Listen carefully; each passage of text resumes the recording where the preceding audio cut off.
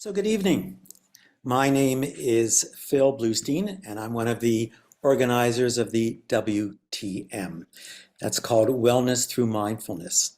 So this was a group that we created in 2015, and it was an attempt by individuals in Calgary to offer teachings on mindfulness and related topics.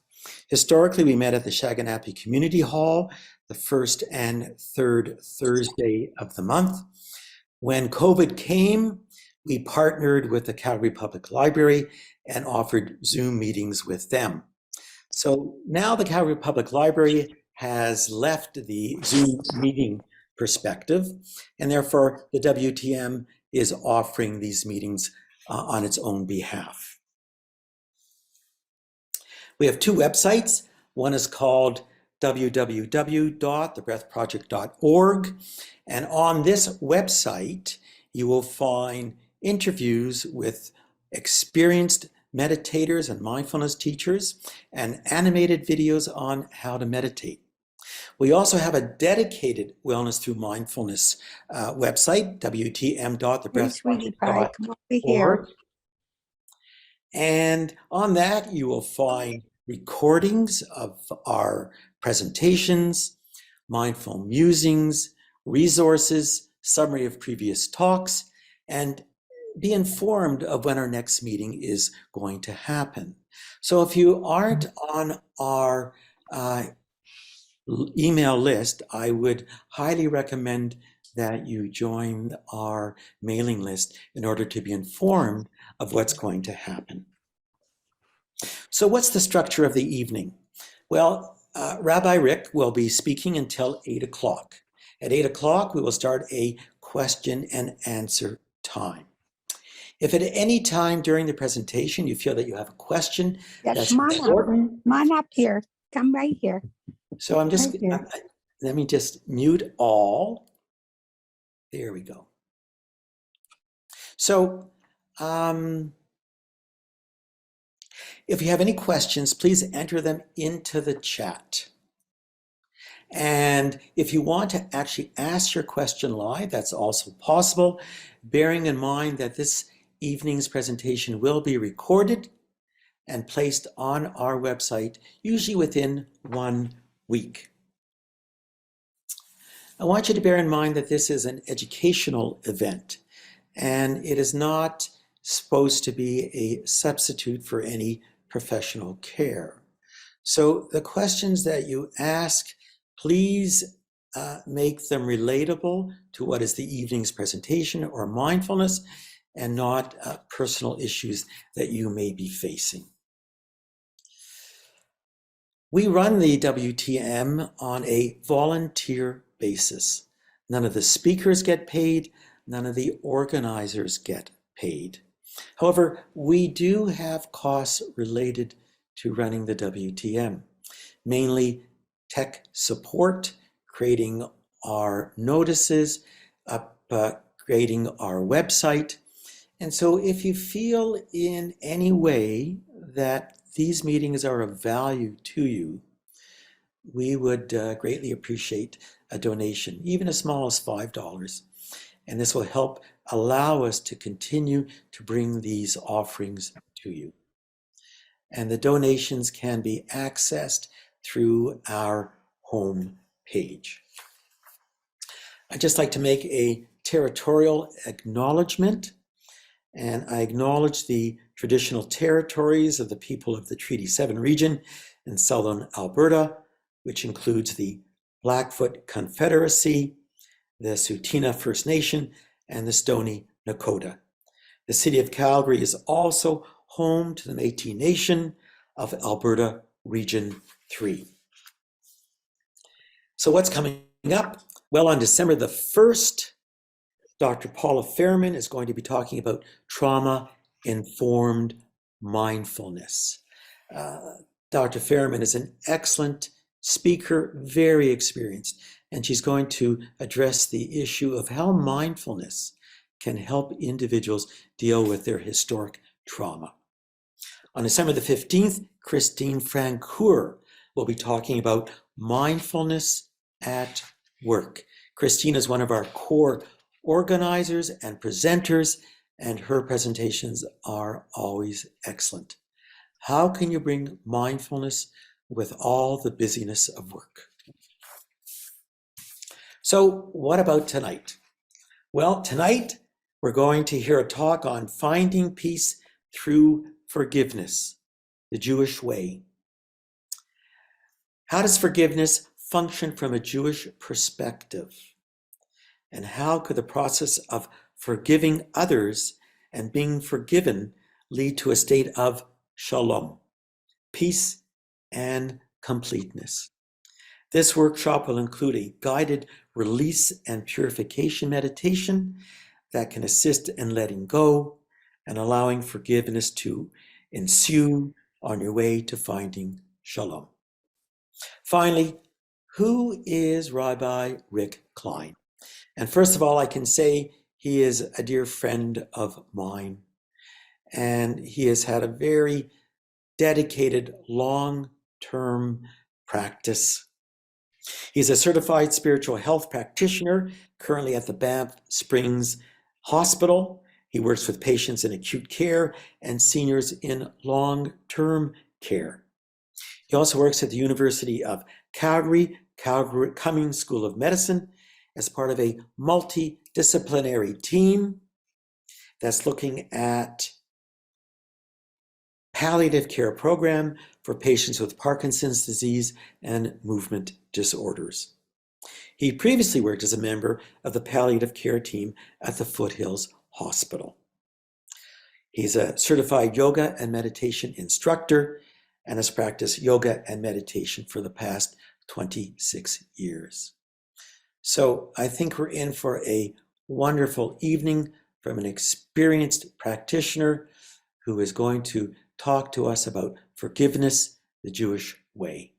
And with that, I will turn the evening over to Rabbi Rick Kline. Good evening, everybody. Thank you, Phil, for the introduction. And I trust everybody can hear me and also see me. So I'd like to, first of all, encourage people as I go through this discussion on forgiveness. If you have questions as we go through, please ask, as well as there'll be time at the end for discussion and questions. I thought maybe the best thing that I'd like to do to start with is to start with an opening meditation. This initial meditation, so I'll be doing an opening one, and I'll be doing a more, as Phil had said, a purification, in-depth purification and healing meditation. But I just wanted to have this opportunity to allow each of us to go into our heart center and to allow our heart center to open up a little bit. My experience is that when it comes to forgiveness, and this is one of the biggest things that people, who are very ill or nearing their end of life, when they can forgive, when they can let go, it allows them to reach a state of peace.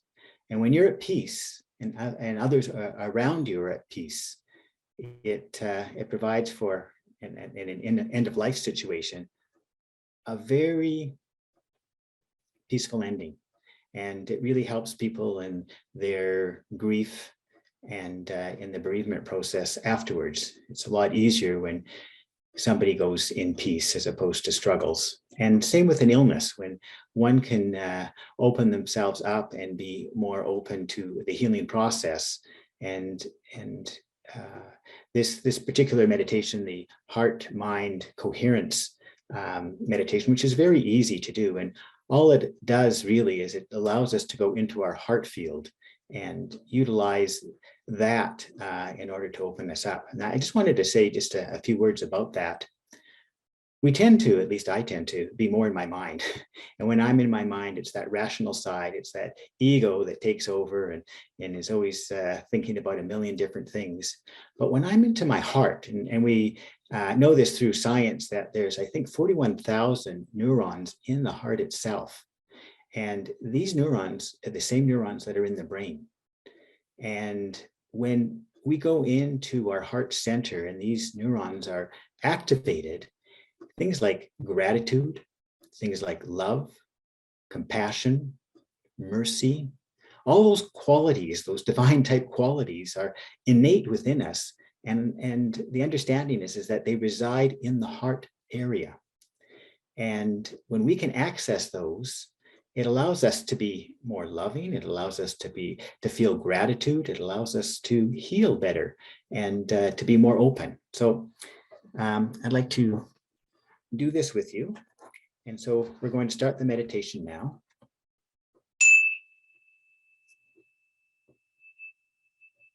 Just invite all of you to close your eyes and just take a deep cleansing breath.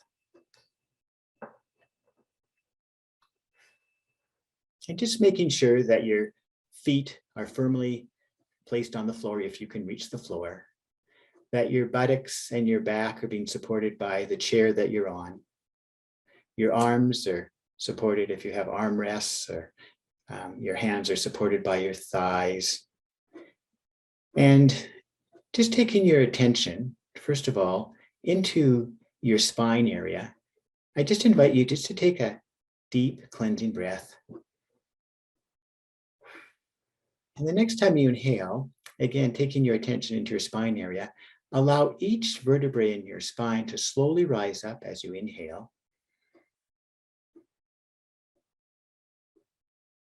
And as you exhale, allow each vertebrae in your spine to come down one upon the other so they rest upon your hips. And the next time you inhale, allow your shoulders to rise up and around. And as you exhale, bring your shoulders back and down so that your shoulders rest upon your hips. And the next time you inhale, allow each vertebrae in your neck to slowly rise up. And as you exhale, allow each vertebrae in your neck to come down one upon the other so they rest upon your shoulders. And the next time you inhale, allow your head to slowly rise up. And as you exhale, allow your head to come down upon your shoulders so you have a relatively straight back. And just taking your attention now to the tip of the nostrils. Just see if you can inhale from the tip of the nostrils all the way up to that point between your eyebrows called the eyebrow center. A long, slow inhalation. Exhaling from the eyebrow center back to the tip of the nostrils, a long, slow exhalation. Try that one more time. Inhaling from the tip of the nostrils all the way up to that point between your eyebrows, a long, slow inhalation. Then exhaling from the eyebrow center back to the tip of the nostrils, a long, slow exhalation. And just notice when you inhale from the tip of the nostrils to that point between your eyebrows, that when the breath, as you inhale, just notice that the breath is slightly cool and dry. And when you exhale from the eyebrow center back to the tip of the nostrils, just notice that the breath is slightly warm and moist. Try that one more time, inhaling from the tip of the nostrils all the way up to that point between your eyebrows, noticing the breath is slightly cool and dry. And then exhaling from the eyebrow center back to the tip of the nostrils, noticing the breath is slightly warm and moist. And just know that when you inhale from the tip of the nostrils to that point between your eyebrows, when the breath touches that point between the eyebrows, the eyebrow center, it actually calms the nervous system, which in turn calms the mind, and in turn relaxes the whole body. So just continue to breathe and relax. Breathe and relax. Now I'm going to invite you just to take a long, slow inhalation all the way down to the base of your abdomen. And then a long, slow exhalation from the abdomen all the way back up as you exhale through the diaphragm and your chest and your shoulders and out. And as you inhale again, I'm just going to count to 5 as we inhale. 1, 2, 3, 4, 5. And as you exhale, I'm going to count to 8. 2, 3, 4, 5, 6, 7, 8. And just continue to breathe in for 5 and exhale for 8. Just allowing the breath to continue to calm the body.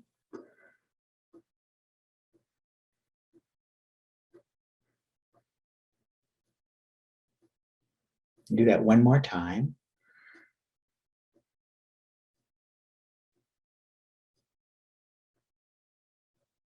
Now I just invite you just to put your hand, if you feels comfortable, or your finger, or just whatever, on the part where your heart is, in your heart area.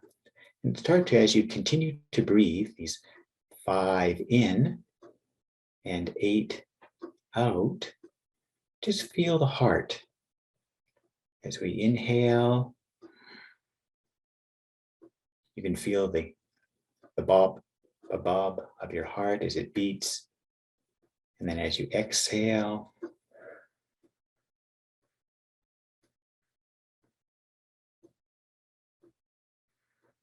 again, feeling into your heart as you continue to breathe.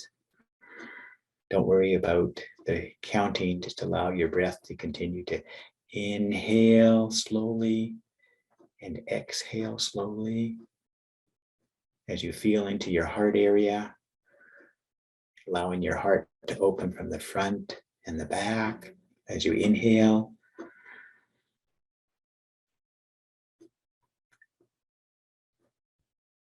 And again, the next time you inhale, allow the sides of your heart to open.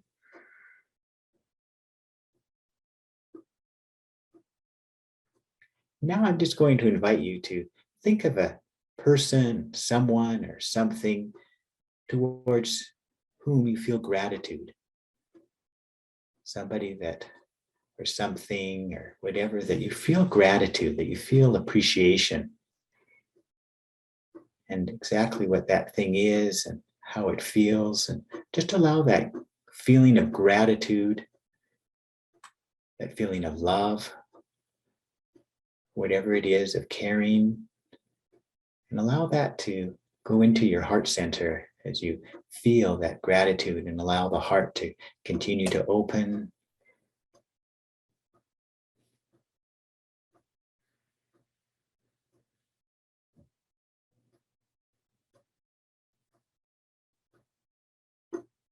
Just take a few more breaths.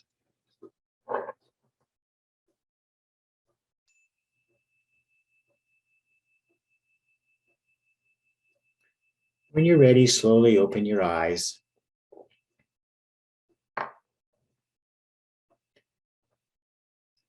And hopefully your heart will be a little bit more open. And I think that's really the key to forgiveness. And we'll talk about that in a moment. First of all, is there any questions about that, or comments about that, the first balancing heart-mind coherence meditation? And you can also just send something in the chat if you want to. Okay, and you can always put a comment or ask a question as we go along. So now let's talk about forgiveness the Jewish way. So when we look at forgiveness from a Jewish perspective, we start with the Torah, with the Bible itself, the 5 books of Moses. And the first quote that is fundamental in again, the Jewish way of looking at forgiveness is that in Leviticus 19:13, God commands us, do not hate your brother in your heart. And this is really the fundamental aspect, is that if we hate somebody, brother or whoever, in our heart, what does it do? again, I'm going to ask this as a question if anyone would like to respond. When you feel hatred, when you feel anger towards somebody, what happens? Somebody would like to respond.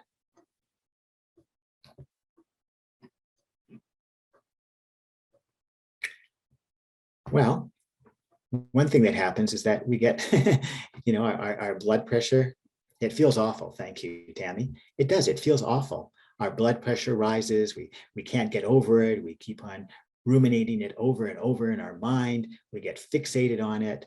And it leads to, in a lot of cases, to illness. People just get ill over these things. So we really need to find a way to release that hatred, to release that anger, to release that those difficult feelings. And the second aspect that we find in the Bible is actually from the prophet Micah, and he writes, and this is again, it's a prophetic writing where God tells him, "Who is a God like you, who forgives iniquity and remitting transgressions, who has not maintained his anger forever, for he desires loving kindness." So the notion here from a Jewish perspective again is that we want to emulate God. We want to emulate God type qualities. And supposedly we are formed and we are born in the image of God. So if we are, it's incumbent upon us to do whatever we can to be like God in that sense. And so what is one of the things that God does? He does forgive iniquities. He does remit transgressions and gives us an opportunity to kind of start over again. So this is just a reminder that it's our opportunity to be as godlike as possible. And one of those things is to forgive, to be able to forgive. And the final thing that I just wanted to relate to is the story of Joseph at the end of the book of Genesis. And as you recall, with Joseph, he was Jacob's favorite son of his 12 sons. Actually, Jacob just loved the two sons of Rachel, Joseph and Benjamin. And he showered his love and kindness on them, and they could do no wrong. And their brothers became very jealous. And one day they basically caught Joseph, and they decided they were going to kill him. And it was Judah who basically said, "No, we can't do that." And so in the end, they decided to leave him in a pit. And they left him there to die, but this caravan came along and picked him up and took him to Egypt. And the story goes that he became the viceroy of the Pharaoh, so basically second in command of Egypt. And when there was a famine in the land of Canaan, Jacob sent a few of his sons to Egypt to be able to get some grains. And of course, they came upon Joseph, and Joseph actually, he recognized them. They didn't recognize him. And eventually he gave him some grains and told him to come back. And then they realized that this person was Joseph, the brother that they had actually tried to kill. And they asked him for forgiveness. And Joseph just broke down and cried and basically said, of course I forgive you. You're my brothers. And, Joseph had every right to take revenge on his brothers, but he was able to understand and empathize with them. And as we're going to discuss in a few moments, there's 3 levels of forgiveness in Judaism. And the second level is called slicha, which is basically the ability to understand and empathize with the perpetrator, somebody who sinned or somebody who did wrong against you, and be able to forgive them. It's a deeper level of forgiveness. So let me just talk just a moment about what the concept of wrongdoing, the concept of sin is in Hebrew. So the word for sin in Hebrew is chet. And chet actually means missing the mark. It's the concept that we are not perfect. And we do things that sometimes are just not right, are wrong. We hurt people, really hurt people. And when we do that, we're not perfect, but we need to try again. So the idea of this committing this wrongdoing or sin, and we've missed the mark, let's try again. But how do you do that? So first of all, when one sins against another, one incurs an obligation to right the wrong that you've committed. And this debt towards the party, which is borne by the offender, and the more serious the wrong, the more serious the obligation to set it straight. So in rabbinic thought, only the offending party can set the wrong aright, and only the offended party can forgo the debt of the sin. So in other words, the idea is that if I did wrong to you, it's my obligation to make it right. And how do you make it right? We'll discuss that in a moment, but whether it's paying a restitution, whether it's an apology, or whatever it is, you have that obligation. And once you have done that and you desist from the sin, then the party you've offended has to basically forgo that debt, say, I forgive you. Now, the other concept in Judaism in terms of sin is that there's this idea of repentance, which in Hebrew we call tshuva, and tshuva means return back to your primal state, as you were when you were first born. Like you've done no wrong at that point, right? And so tshuva means to return back to that divine or that primal state, and it's part of God's structure of creation. In other words, that we're as somebody who does a sin or wrongdoing, we're required to do that repentance. We're required to return ourselves to that primal state. And the offended party is obligated to permit us to be able to do that.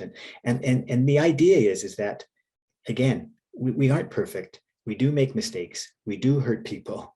And when we recognize it and we try to make it better, the offended party has to be able to work with us as well and allow us to get back to that prime state. And the whole idea of Yom Kippur, the Day of Atonement, every single year is we practice this.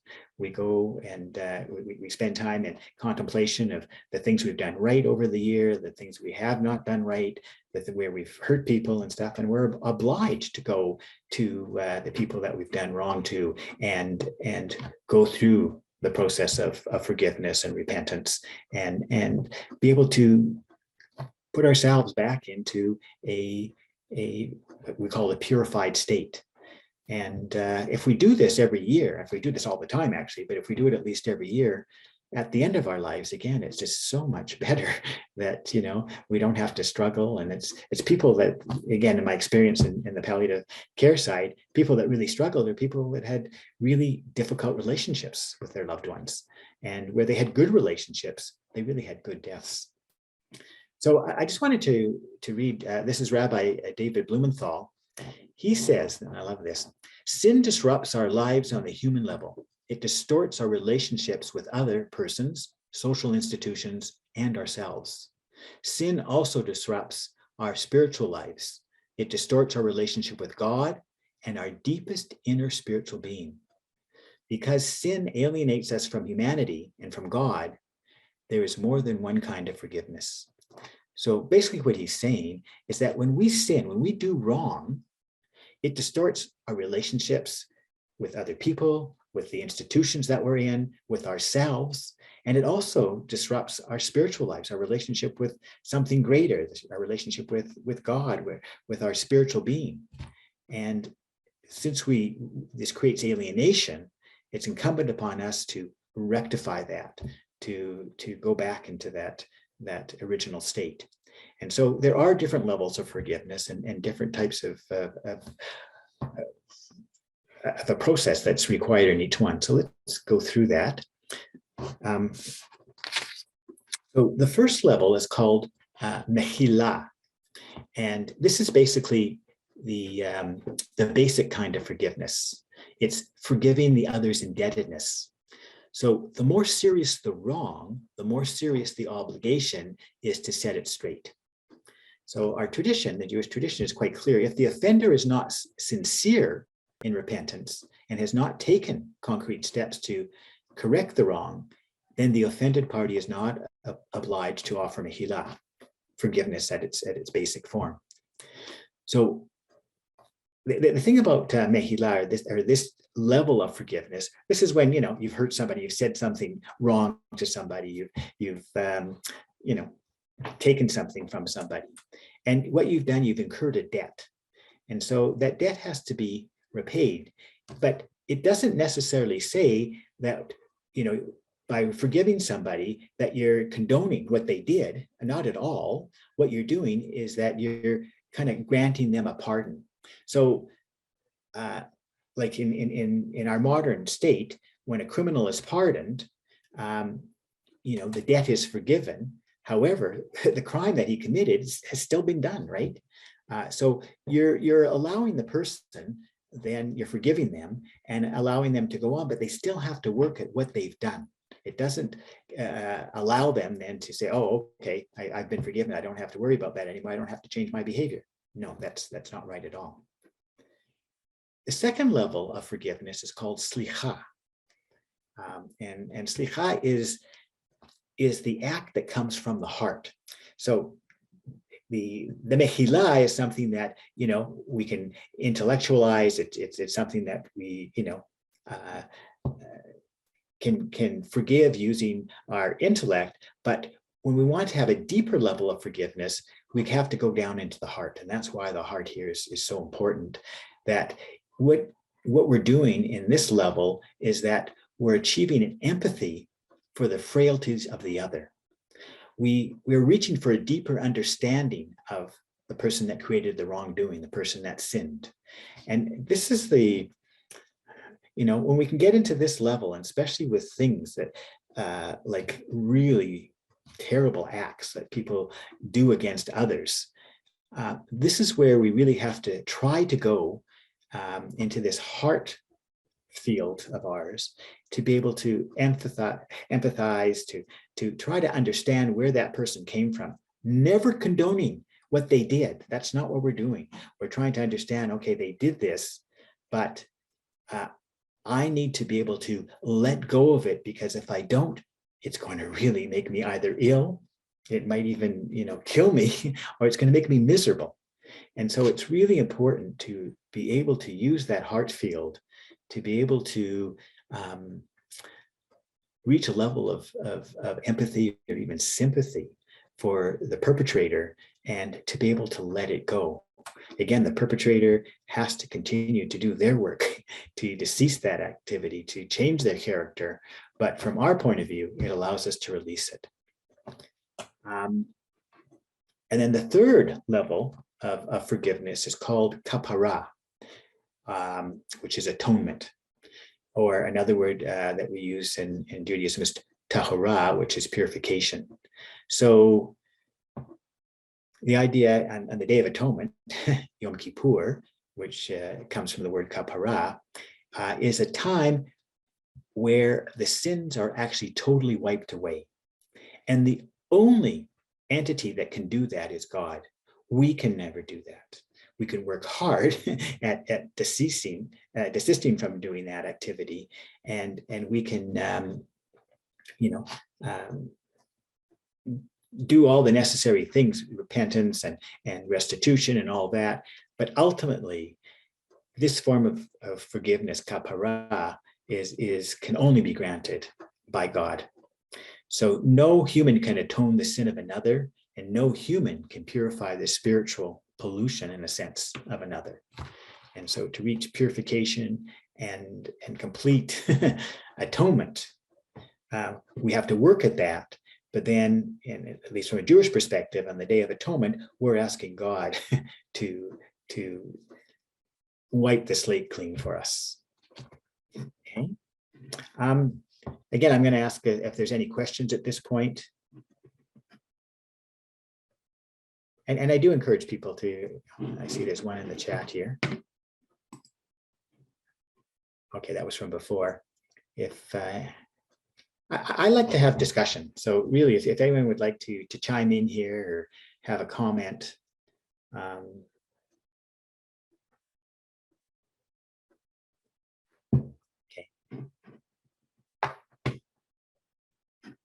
So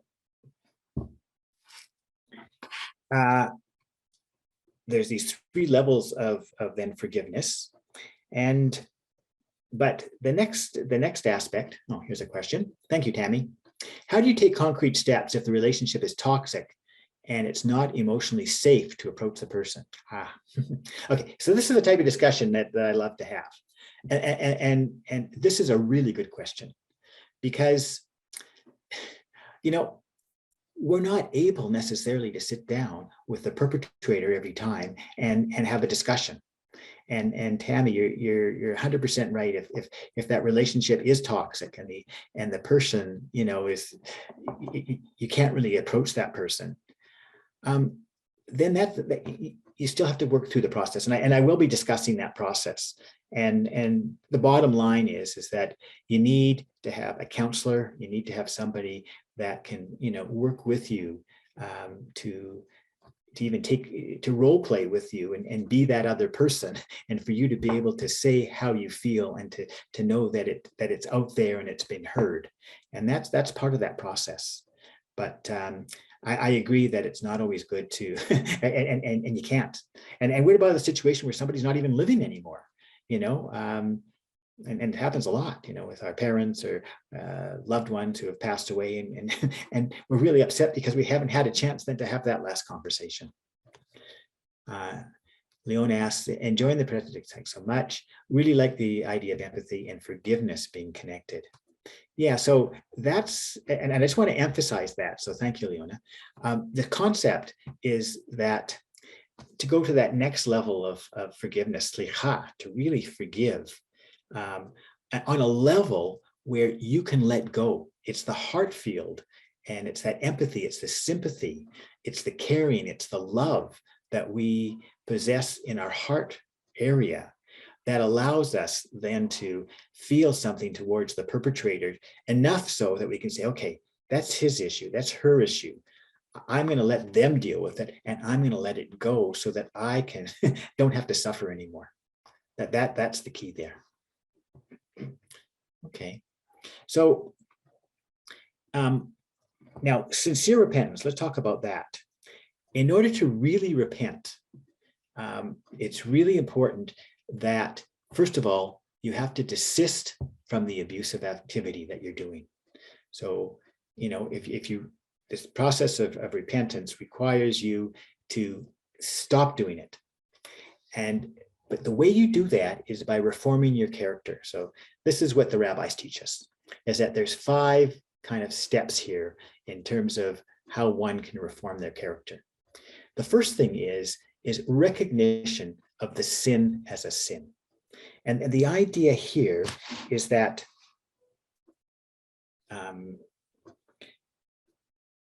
it's on an intellectual level. So again, starting with the idea that we use our brains, and our brains have to acknowledge that, in fact, we've done something wrong, that what we did was a sin, what we did was the wrong thing to do. So we have to be aware, and then we have to recognize it, to actually, you know, verbalize it in a sense. But that's an intellectual process. And then the next level is remorse, the feeling that we've done something wrong. And this is, again, when I say the feeling, it's going into the heart. It's allowing the heart field to open up and feeling the wrongness that was done. So yes, we can intellectualize it on one level, but the next level is that we have to bring it into our hearts and to allow our heart to feel it, and to know that this type of behavior, this type of, you know, going on that we're doing is not right. And so you bring it into that heart area, and then you really work hard at desisting, stopping that action. You know, it's ceasing from the sin and desisting from those patterns that we have. And again, so it takes the intellectual understanding, it takes the heartfelt understanding, and then it takes the action, the actual work to stop it. And then the 4th level is restitution. How can we make it better? What can we do for the other person that would allow us to get back on that balanced playing field with the individual that we've harmed. And so sometimes restitution, if we've taken something from them, we can restore it. If we've taken their dignity away, what do we need to do to restore that person's dignity? So it's things on that level of really, looking into what's going to make this thing right. And then the final level is, in Hebrew, we call it vidui, which means confession. But it's not the normal type of confession. It's not like confessing to the other person at this point. It's really, on one level, in the Jewish tradition, we have a vidui, a confession daily as a congregation. Or we do this Rosh Hashanah and Yom Kippur. We confess as a people all our sins. And then we have a personal obligation to confess that to ourselves, to God. And then and at some point also to be able to obviously confess it to the person where we've done the wrong too. But that confession should have taken place earlier, because if you have to do restitution, you've probably had to talk to that person to see how you can make it right. So those 5 areas are recognizing the sin, recognizing the wrongdoing, which is intellectual, feeling the remorse, which is the heart area, desisting from doing, which is the action, restitution is the 4th one, which is making it right, and then finally that confessing the act. So that's how you work at changing your character. And okay, here we have a couple of questions. Okay, so Donna asks, what if we feel miserable and in conflict with somebody, yet do not know if or what you may have done to hurt, sinned against them? How do we move to repair? Well, again, I don't know exactly what the circumstance is, but assuming then you're feeling that you've done something wrong and that there is an issue with this person, and it sounds like you really need to find out from that person what you've done wrong, how they view it, and to be able to listen. And how do we move to repair it? The technique I've used, and I've learned, this is what I've been taught, and it really works well, is when you're in a situation like this, Donna, is when you sit down with that person, you first of all open up with admitting any wrongdoing that you felt that you've done yourself. In other words, I'd like to talk to you, but I just want you to know that I've done this to you, and I really regret doing that, and I'm not going to do that again. And I just want you, and I'd like to have you get your forgiveness for it. And you kind of open up the conversation by taking responsibility, and then let them respond to that. So that's one way of doing that.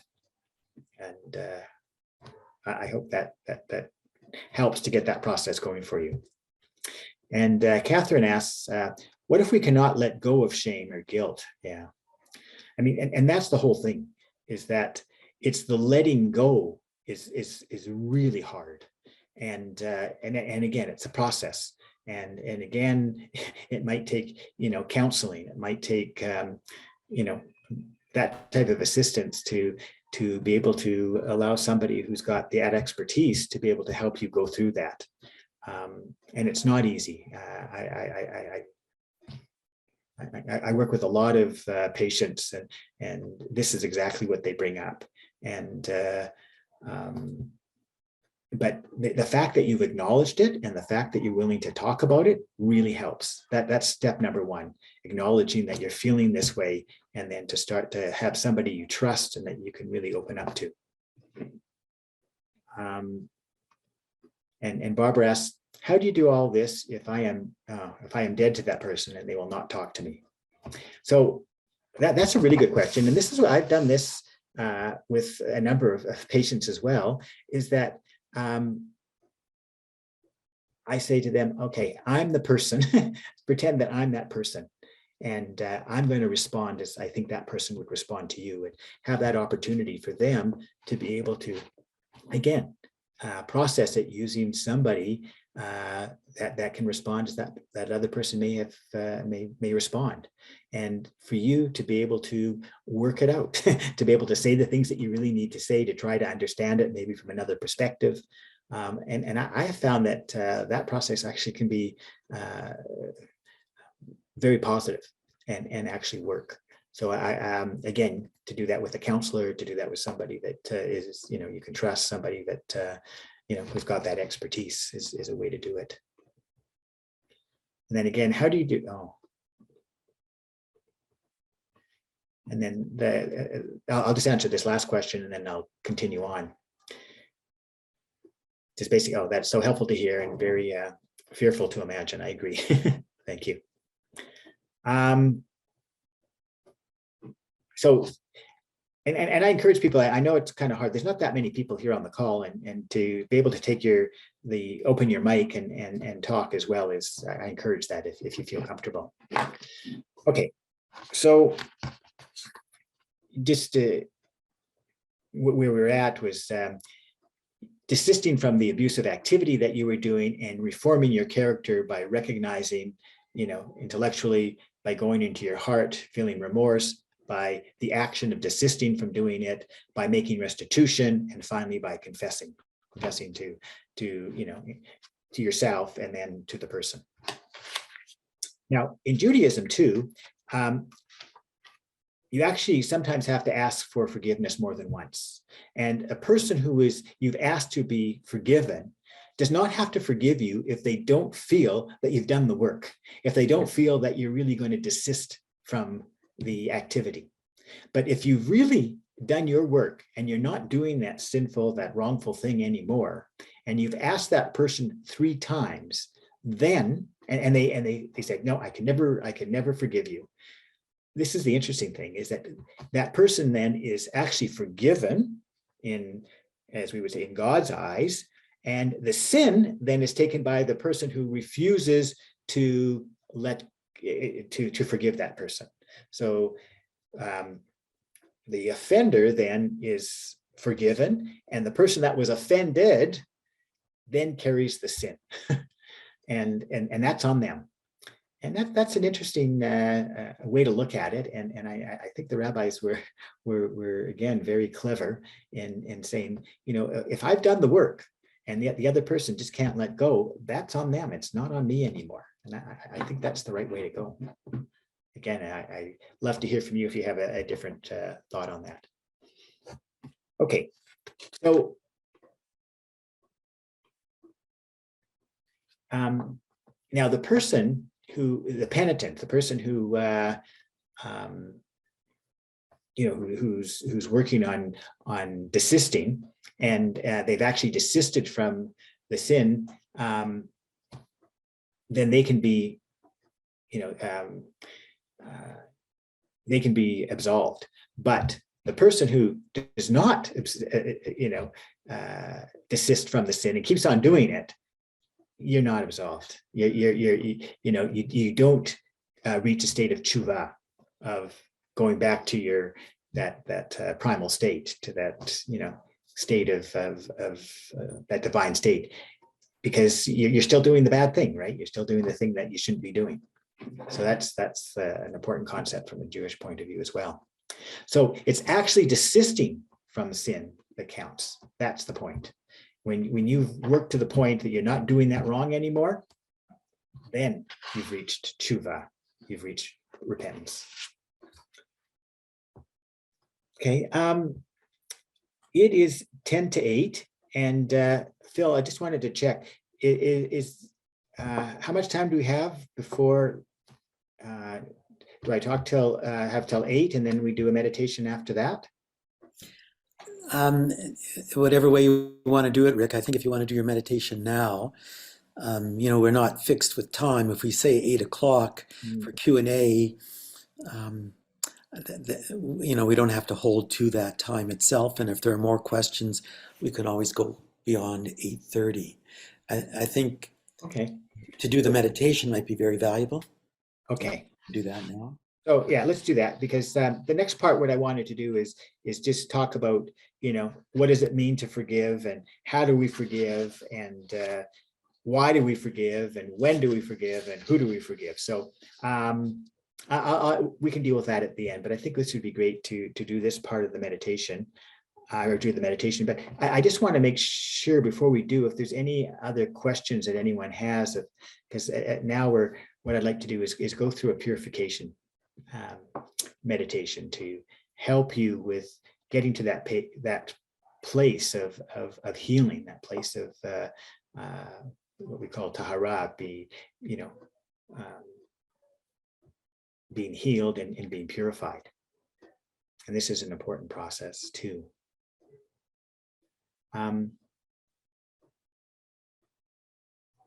So in approaching a person for forgiveness, must we do it in person? That is the expectation, obviously, if you can do it in person, but there's obviously situations where the person's died or the person can't be found, but I mean, the idea is to do it, it's about relationship. So, if you want to maintain a relationship or, deal with a relationship, it should be done in person because it's all about relations. And I just wanted to just mention this, is that spirituality is all about relationship. It's a relationship that we have with ourselves. It's a relationship we have with our loved ones. It's a relationship we have with people in our community and our friends, and the relationship we have with something greater than us, which is, nature or the universe or God, or, however you look at that. So our spiritual life is really about all these relationships, and it's maintaining these relationships. So forgiveness is such an important aspect of it, and being forgiven, as you can see, it's the way we interact and the way we relate. Okay. Any other questions anyone has? And if not, we'll just get ready for the meditation. So I just invite you, everybody, just to, again, find a comfortable place, spot to either sit, and if you want to lie down for this, you can do that.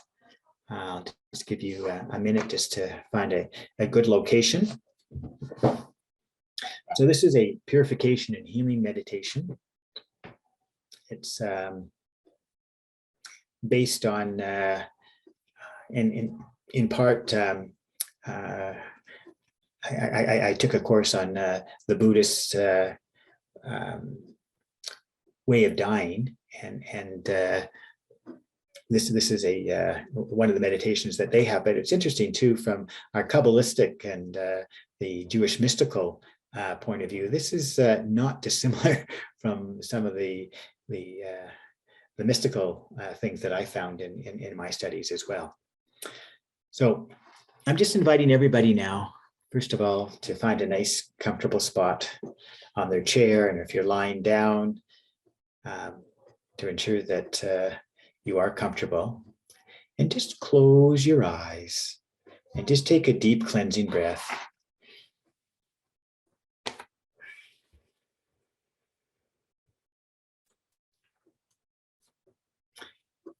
And again, just taking your attention to your spinal area. As you inhale, just allow all the vertebrae in your back to slowly rise up. And as you exhale, allow each vertebrae in your back to come down one upon the other so they rest upon your hips. And the next time you inhale, allow your shoulders to slowly come up and around. And as you exhale, allow your shoulders to come back and down. So again, they rest upon your hips as well. And the next time you inhale, allow each vertebrae in your neck to slowly rise up. And as you exhale, allow each vertebrae in your neck to come down one upon the other so they rest upon your shoulders. And the next time you inhale, allow your head to slowly rise up. And as you exhale, allow your head to slowly come down and rest upon your shoulders as well. And just taking your attention again to the tip of the nostrils. See if you can inhale from the tip of the nostril all the way up to that point between your eyebrows, a long, slow inhalation. Exhaling from the eyebrow center back to the tip of the nostrils, a long, slow exhalation. Inhaling again from the tip of the nostrils to that point between your eyebrows, a long, slow inhalation. Exhaling from the eyebrow center back to the tip of the nostrils, a long, slow exhalation. And just notice when you inhale from the tip of the nostrils to that point between your eyebrows, just note that the breath is slightly cool and dry. And as you exhale from the eyebrow center back to the tip of the nostrils, just notice that the breath is slightly warm and moist. And trying that again, inhaling from the tip of the nostrils all the way up to that point between your eyebrows, a long, slow inhalation. Noticing the breath is slightly cool and dry. And as you exhale from the eyebrow center back to the tip of the nostrils, noticing the breath is slightly warm and moist. And just know when you inhale from the tip of the nostrils all the way up to that point between your eyebrows, that when the breath touches that point between your eyebrows, the eyebrow center, it actually calms the nervous system, which in turn relaxes the mind, and in turn calms the whole body. So just continue to breathe and relax. Breathe and relax. So now I'm just going to invite you to think, feel, or imagine that your whole body has been surrounded and enveloped by this golden white divine light, a light emanating directly from a very, very high source, or if you like, from God. And just know that this golden white divine light that envelops and surrounds your whole body is a light of love, a light of compassion, a light of mercy,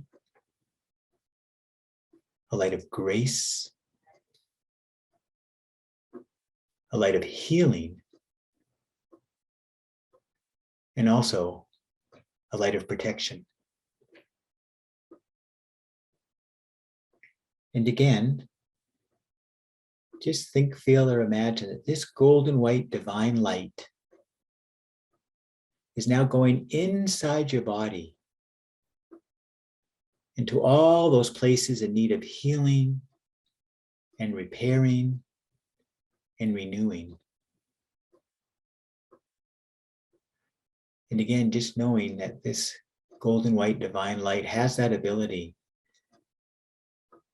to renew and repair and rejuvenate those cells in your body and those areas where you might be feeling pain or hurt or whatever it is, and just feeling the healing effect of that golden white divine light.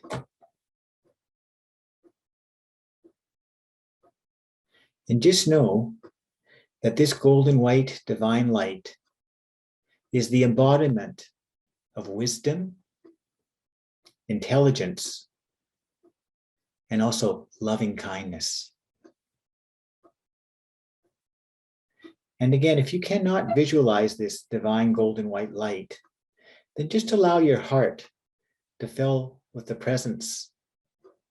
And I'm going to call this presence the divine presence, whether it's divine in your eyes or whether it's just something greater than you or nature, whatever it is, but we're just going to call it divine presence. So just feel that this golden white divine light, if you can't see the light, just feel it in your heart.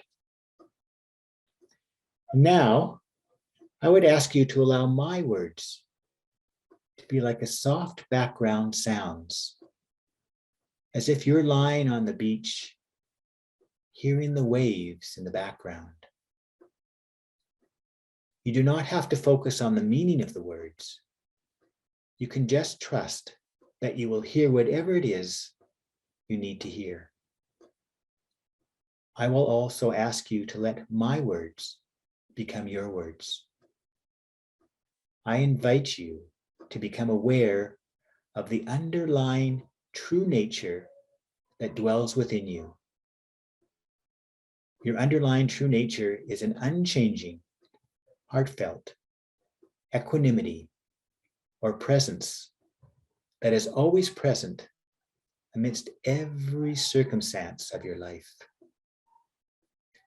It is this true nature that gives you the strength to meet, greet, welcome, and respond to every situation that you face during your lifetime.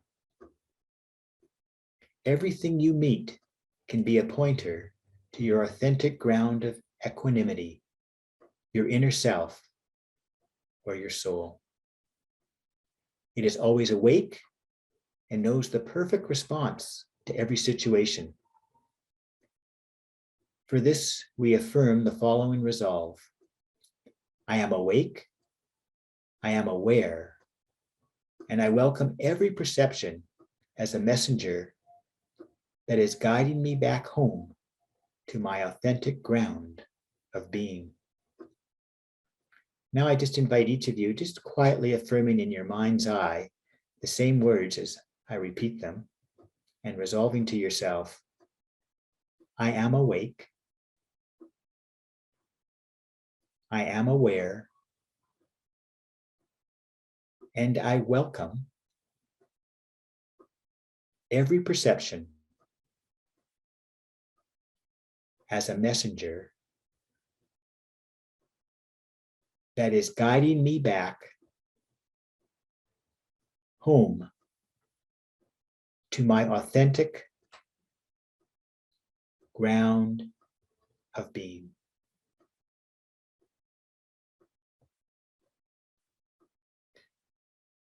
And now just focus your mind and your heart and your soul on this divine presence. And again, I would like to allow my words to become your words. And again, I'm just going to say them initially. And then if you feel comfortable, you can repeat after me the second time that I say it. And this is the powerful blessing. Through your blessing, grace, and guidance, through the power of the light that streams from you, may all my negative actions, destructive emotions, and blockages be cleansed, purified, and removed. May I know myself forgiven for all the harm I may have thought and done. May I be granted this purification, and may I be granted peace. If those words resonate with you, just again, repeat after me in your mind's eye. Through your blessing, grace, and guidance, through the power of the light that streams from you, may all my negative actions, destructive emotions, and blockages be cleansed, purified, and removed. May I know myself forgiven for all the harm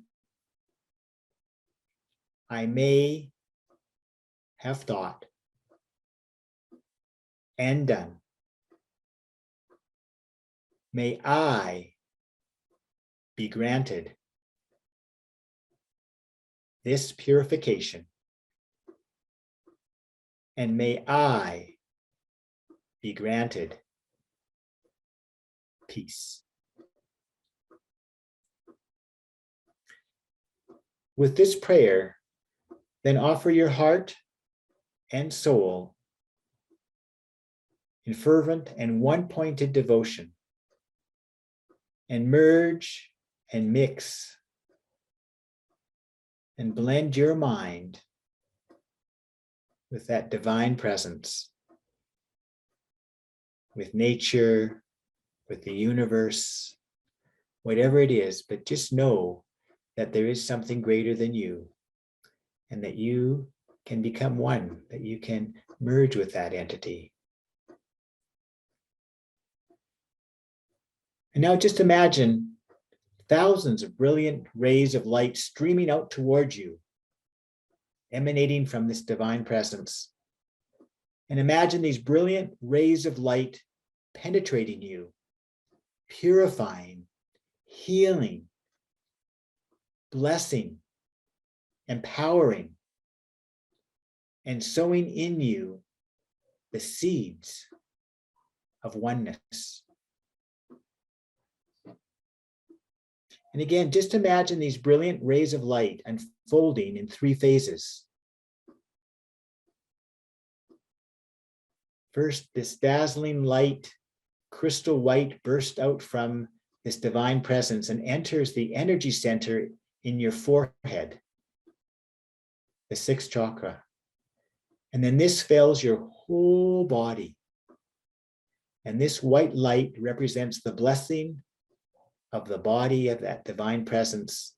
It cleanses all the negative actions, destructive emotions, and blockages you have accumulated through the actions of the body. It purifies the subtle channels of your psychophysical system and gives you the blessing of the divine presence.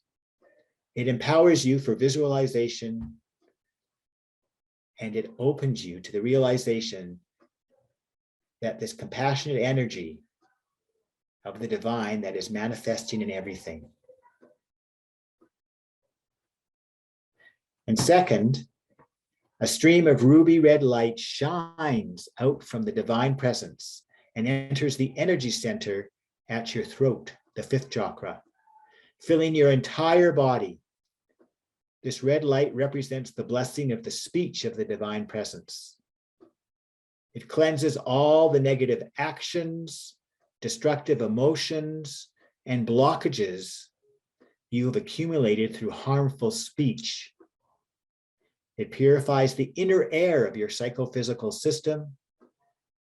It gives you the blessing of this divine presence and empowers you to open you to the realization of the radiance of all of nature.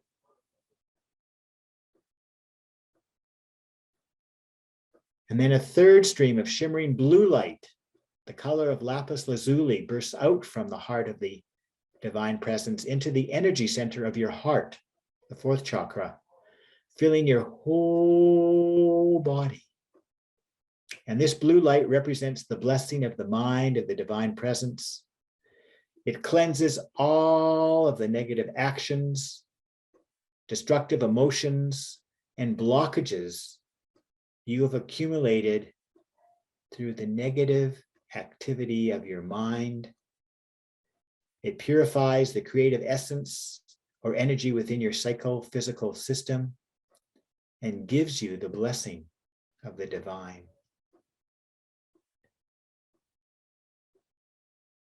It opens you to the realization of the primordial purity of the essence of the divine. And now, just let this powerful divine presence dissolve into light and become one with you, and recognize beyond any doubt that this open, light-filled nature that you're experiencing is that divine presence. Secure in that realization, just feel this state of spaciousness and carefree ease. Just rest in the warmth and the glory and the blessing of this divine presence.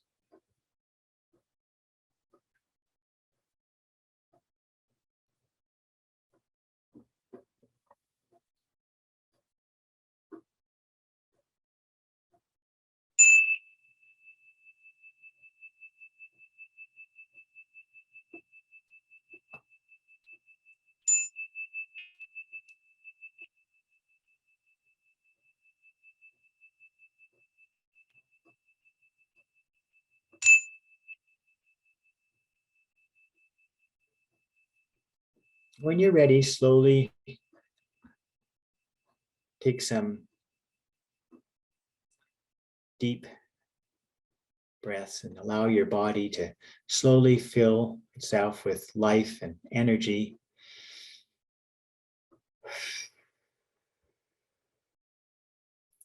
And slowly open your eyes, just allowing the light of the room to slowly come into your awareness.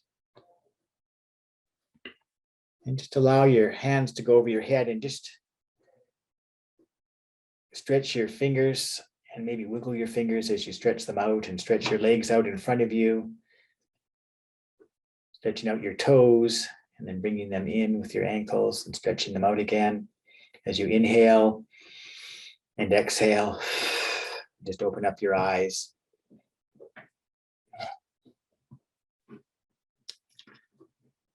Okay.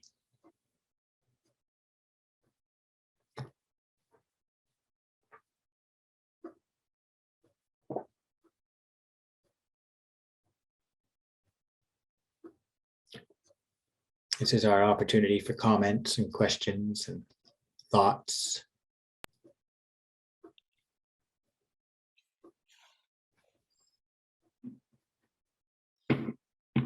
Rick, that was a fantastic meditation. 2 wonderful meditations that we can bring home. We are waiting for some questions in the chat. While we're doing that, you say that in the Jewish tradition, in order to be able to forgive someone, it's earned, that they have to go through the process of acknowledgement, regret, and recompense. But is there the possibility to forgive others who have not gone through that process? And partly through the idea of the empathy and understanding that we are all wounded. So can you forgive without someone else forgiving what they need to do in a proper way according to the Jewish tradition? Well, so if I understand the question correctly, there are opportunities where we can't forgive people, right? I mean, the person just is not there, right? Or they died, right? So they haven't done the work. But the process of forgiveness, for us to be able to forgive somebody, is that process of letting go, that we need to do that too. So there's really 2 things at play here. There's the, where I've committed a sin, where I've done a wrongdoing towards somebody, I need to work at that to make it better. I need to desist from doing it. I need to change my character, right? So that's my work. The person who's been offended, who needs, their work is to be able to find a way to forgive that person as well, and to be able to let go of it. Because if you hold on to it, that's what creates the illness. That's what creates the anger, the resentment, and it eats at us, right? So we want to be able to let go of that. So it's kind of a different process, and we may have been able to forgive the person long before they've even come to that point of recognizing that they have that they did something wrong, and that's okay. So you can forgive even though the other person hasn't done what they need to do. Right. In other words, I'm not condoning their act. I'm not saying that they have done everything they need to do to, to right themselves or to make me feel better or make me right. But I need to let go of it. It's just not worth it for me to hang on. And as as health practitioners, whether it's the emotional, the mental, or the physical, we see all too often, people that are still hanging on to things that people have done wrong to them, right? And it doesn't hurt them, the person, the wrongdoer, it hurts you. So that's the process that we have to work on. So you talked about the strategy of empathy. Mm-hmm. Can you just expand a bit on that for our participants in terms of how do we develop the capacity to develop empathy, understanding of what the other person has done? Wow. And that's really an excellent question. I guess from my own experience, before I started the process of becoming a rabbi and going into, doing this whole spiritual thing for myself, I was totally in my head. And, everything was intellectual and, thinking there. And I really wasn't able even to go into my heart. And it took, my experience, not only in going to rabbinic school, but becoming a chaplain, especially. It's a very intensive course, and you really need to deal with all your issues before you go into the room and you work with patients, because if they trigger something, you're no good, right? So really, I had to start not only working on the things that I needed to work on, but what I found is that the key to me was the heart. I needed to learn how to open up my heart. And that heart mind cohesion, feeling into my heart, actually realizing that, oh my God, I do have a heart. When I feel into it, oh my God, there's those feelings of vulnerability, of love and care and everything else, and shame and guilt. They reside there in the heart. So the person who asked the question of how do we deal with our shame and how do we deal with our guilt, it's a heart level thing. We need to really allow our heart to be open, to be vulnerable, and to have somebody who can hold that space for us. And that's, as a spiritual practitioner, that's what I've learned to do. I've learned to really open my heart to allow others to open their heart and then hold the space for that heart. And when you can really do that, and we're talking energetic stuff now, it's very powerful, and it gives them an opportunity to release.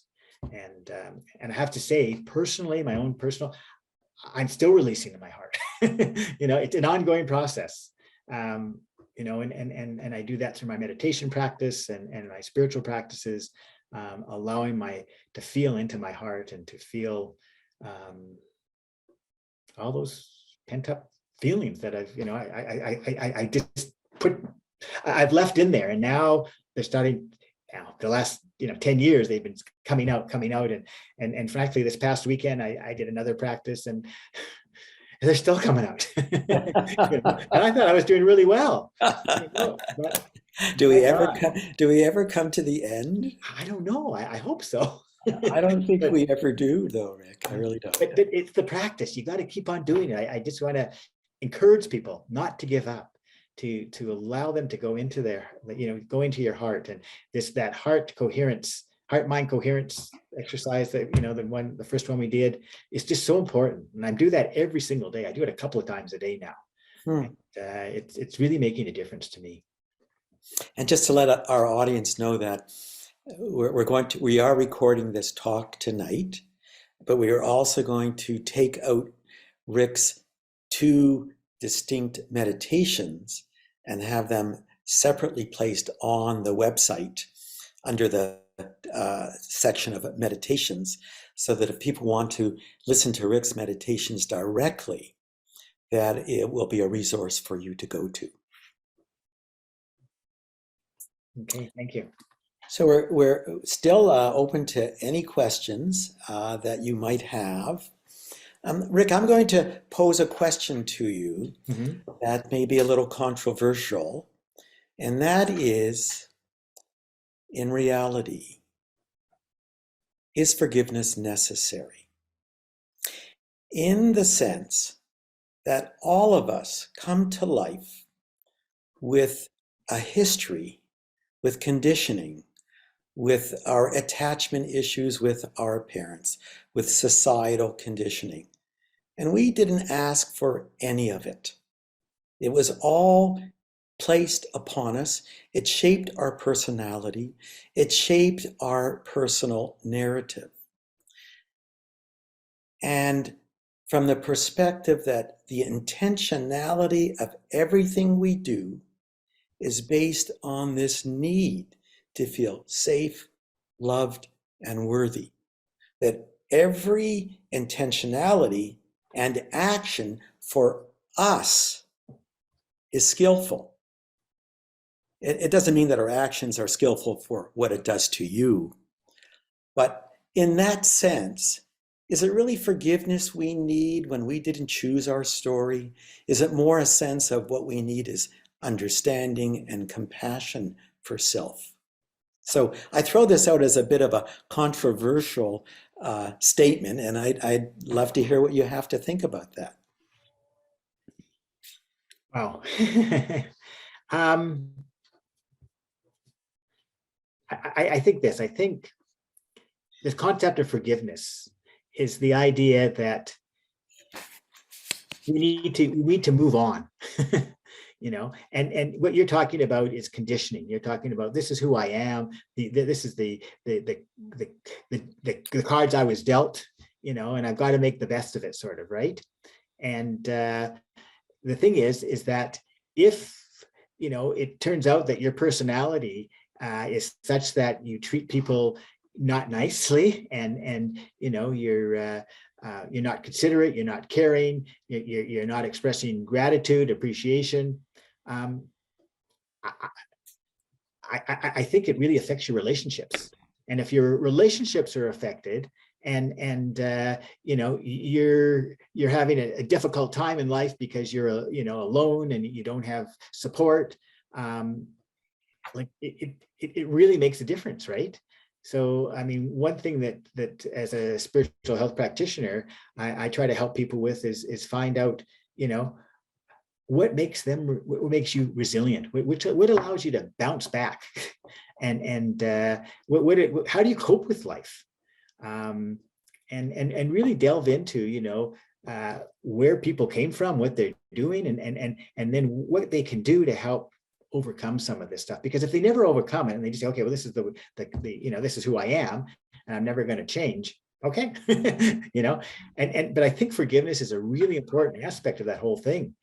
Forgiving your parents, you didn't give me the best life, but yet it made me who I am, and I need to forgive you and then get on with doing my own thing and doing what I need to do.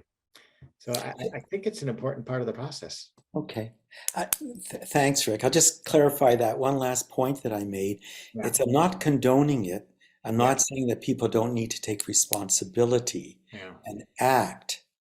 What I am saying is that this provides the capacity to have empathy for other and self by knowing that we are acting unconsciously from this personal narrative. That might just give us a little capacity to give us room to get to know our stories and integrate them.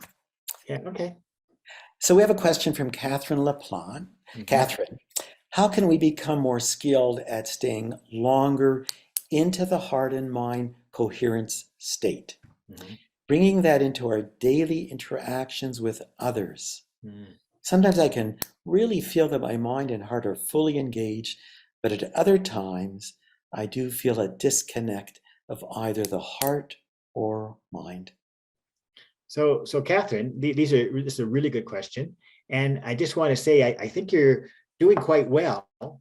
because if you can feel sometimes that your heart and mind are not connected, it means you're aware. So it sounds to me like you're doing you're starting on this practice. It's not just a start, you're into the practice already, because you're able to, you're aware when the heart and mind are not in coherence. So that's fantastic. But I think, like, again, it's awareness is the first step, when you can be aware of that, and how to get there is through practice. It's like, that's why they call us a meditation practice, right? The more we practice and integrate it into our lives, like the first number of times that you do that heart-mind coherence, I just found, like, okay, I really had to concentrate and think about going into my heart. But now I can get to a point if I can just take a couple of breaths, go right into my heart, touch my heart with my hand, and I'm in there. And then I start feeling gratitude, I start feeling love, I start feeling caring, and I know that it's activated. So it's like a yoga practice too. You just it takes a long time to maybe remember exactly how you go in and out of a specific posture, but at some point your body just goes right into it, and you get into it, and you're there. And that, I think, is what happens as you continue to practice this heart-mind coherence. And I think that's an issue. You want to be in that coherence all the time, but of course we aren't, and we can't be. But to the extent you're aware, I think that's beautiful and wonderful, and you're doing it right. Like you're on the right path. So thank you. Rick, we're coming to, my God, the time has gone so quickly. Yeah. Phenomenal. I would love if you could just sum up the evening and what a few take-home points for our group so that they can go home and work with it in order to deal with forgiveness. Yeah. So I think number one, just to know that there are different levels of forgiveness. That the kind of lowest level is kind of an intellectual thing. It's a debt thing. It's called it's mechila. It's we need to like repay the debt, and then we're kind of absolved. But that's for like minor infractions. And then the next level is slicha, which is really going into the heart field and allowing us to really empathize and understand the perpetrator and where they were at and why they did it, not to condone it, ever condone it, but to at least be able to, for us to be able to reach a state of letting go. And then the final, of course, is kapara, which is the actual atonement, and know that it's a higher power that's in those hands. So we still have to do the work, but hopefully eventually that slate will be wiped clean. And I think that's the process you want to go on, and intellectualize. We know up here that we did wrong. We bring it into our heart and feel the remorse and wanting to change it. We then work at desisting doing it. We look at restitution, how we might be able to make it right, and then we confess it and never do it again. Right? That's the important thing. Rick, as usual, every time you present for the WTM, it's always a wonderful evening. I mean, your meditations that you've offered in the past, the heartfelt presence, we express great gratitude and thank you so much for being willing to present at the WTM. And we look forward to having you present again in the future. This evening's presentation has been recorded. It will be placed on our website, and Rick's two distinct meditations will be separated out if you want to access them as well. So a final reminder, on December the 1st, Dr. Paula Fairman will be talking about trauma-informed mindfulness, and we hope everybody will join us again at that time. So thank you all for attending. It was a great evening, and we appreciate your presence. Take care. And thank you, Phil, for moderating, and thank everybody for coming, and appreciate your good questions, and hopefully you got something out of this. You guys take care. Blessings. Thanks, Rick. Okay, thanks.